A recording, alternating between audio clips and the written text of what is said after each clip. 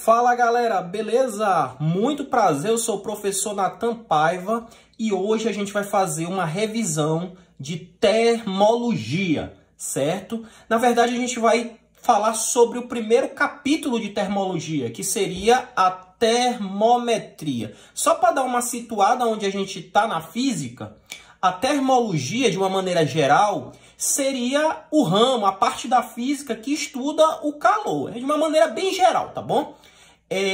O que a gente vai falar na aula de hoje? A gente vai falar, como eu já disse, sobre termometria. A gente vai falar sobre medidas de temperatura, tá bom? É mais específico, mais abrangente, né? Vamos dizer assim, mais específico da temperatura. É claro que a gente vai falar de calor, certo? É tanto que a primeira coisa que você tem que saber na termometria é a diferença entre calor e temperatura. Eu sei que por leigo, eu sei para quem nunca estudou, né, entrou a fundo na física, imagina que calor e temperatura são sinônimos. Então a primeira coisa que a gente vai quebrar aqui nessa aula é justamente a diferença entre calor e temperatura, certo? Então o que eu entendo por temperatura? Temperatura é a grandeza física que mede o estado de agitação das partículas de um corpo. Então, você sabe que toda a matéria é constituída de partículas menores, é isso? Então, toda a matéria é constituída de átomos. Esses átomos, eles podem se ligar, certo? Formando moléculas, perdão. E essas moléculas, elas não estão paradas. Elas estão se movimentando. Esse movimento que elas fazem, um desses movimentos a gente chama de grau de agitação, certo? Então, ó, o que é que nós vamos ter? Quanto maior for o grau de agitação de uma partícula, é o que a gente chama, maior vai ser a temperatura dessa partícula. Lembre-se, temperatura tem a ver com grau de agitação das partículas. Então, quanto maior for o grau de agitação das partículas, maior vai ser a temperatura. É isso que a gente entende como corpo quente. Então, o que é um corpo quente? É um corpo que tem um grau de agitação de suas partículas, né, de suas moléculas, bem alto, certo? Então, ele tem uma temperatura, vamos dizer, alta.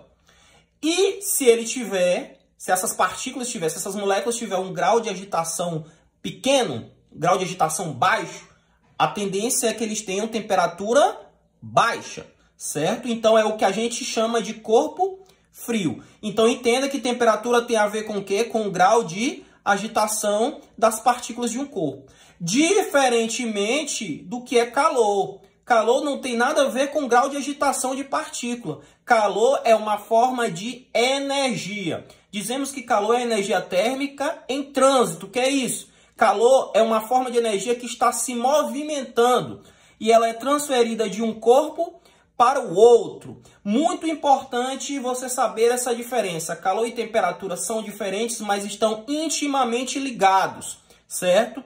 Agora é o seguinte, calor, você já sabe que é uma forma de energia. Só que aí existem condições para que ele ocorra, né? Para que exista a transferência de calor entre os corpos. A condição principal é essa daqui, ó. Os corpos, eles têm que ter temperaturas diferentes. Então, se eu tenho, por exemplo, dois corpos e esses dois corpos não têm temperaturas diferentes, ou seja, têm a mesma temperatura, eles não trocam calor entre si. Corpos só vão trocar calor quando eles tiverem temperaturas diferentes. Isso é muito importante, certo? Então, o calor é uma forma de energia em trânsito que é transferida de um corpo para o outro entre os corpos que têm temperaturas diferentes. Outra coisa que você precisa saber do calor. O calor flui espontaneamente do corpo mais quente para o mais frio. Observe que eu destaquei, ó, que eu estou destacando agora, na verdade, espontaneamente. Significa que vai ter alguma situação que o calor ele vai fluir do corpo mais frio para o mais quente? Sim. Só que espontaneamente não. Espontaneamente ele vai fluir do mais quente para o mais frio. Beleza? Eu falei que para existir o calor, para existir transferência de calor, que é uma forma de energia, temos que ter temperaturas diferentes entre os corpos. Mas de repente você pode se perguntar, mas se eles tiverem a mesma temperatura? Se eles tiverem a mesma temperatura, se os corpos tiverem temperaturas iguais, a gente diz que está acontecendo um equilíbrio térmico. certo? Então, o que é o equilíbrio térmico? O equilíbrio térmico é quando os corpos estão à mesma temperatura. Isso pode acontecer como? Pode acontecer no início, eu já ter dois corpos com a mesma temperatura, ou eu posso colocá-los dois corpos com temperaturas diferentes e com o passar do tempo eles vão trocando calor entre si até atingirem o equilíbrio térmico, ou seja, a mesma temperatura.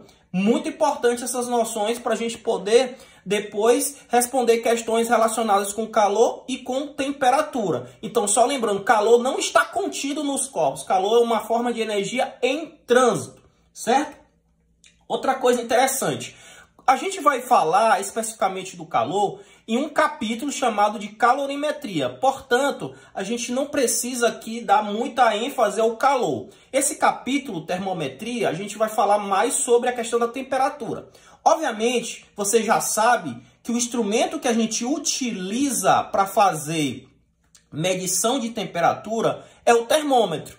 O termômetro, ele utiliza o que a gente chama de uma escala termométrica. É como se fosse uma régua, né? Você já, com certeza, se você já observou aqueles termômetros clínicos, você vê que ele tem como se fosse uma régua, medindo a altura do líquido, né? Vamos dizer assim, aqueles termômetros mais clássicos. Eles medem a altura do líquido e pela altura do líquido você sabe a temperatura que ele está marcando. Na verdade, os termômetros, eles utilizam o que a gente chama de propriedade termométrica. O que é isso? É uma grandeza física que varia conforme a variação da temperatura. Então, ela é sensível à temperatura.